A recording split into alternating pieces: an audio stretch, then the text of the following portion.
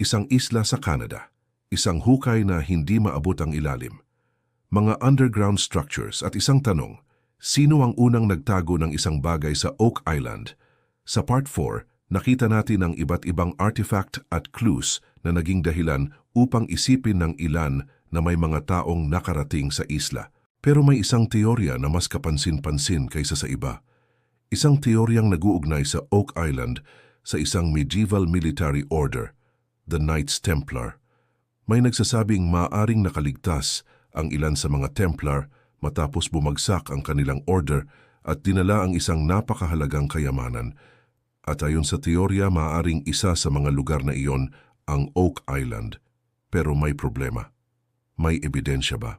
Upang maintindihan ang teorya, kailangan muna nating balikan ang tunay na kasaysayan. Ang Knights Templar ay isang medieval Christian military order na nabuo noong unang bahagi ng ika-12 siglo. Ang kanilang orihinal na layunin ay may kaugnayan sa pagprotekta sa mga pilgrims at sa mga rutang patungo sa Holy Land. Sa paglipas ng panahon, lumaki ang kanilang organisasyon. Nagkaroon sila ng mga ari-arian, mga lupain at mga fortress. Dahil dito, lumaki rin ang kanilang kayamanan at impluensya. Hindi lamang sila mandirigma.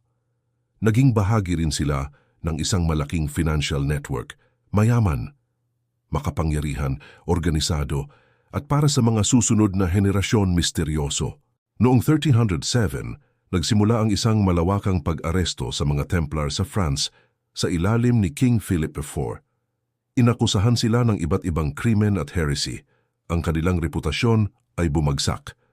At noong 1312, formal na winakasan ni Pope Clement V ang Knights Templar bilang isang independent order. Ngunit dito nagsisimula ang alamat. Ano ang nangyari sa kanilang kayamanan? May mga treasures bang hindi natagpuan? May mga miyembrong nakatakas? At saan sila pumunta? Sa historical record, may mga Templar na napunta sa ibang religious orders. Ngunit mula rito lumaki ang iba't ibang legends. May nagsabing nakatakas ang isang grupo at dinala nila ang isang napakahalagang treasure. Isa na rito ang Oak Island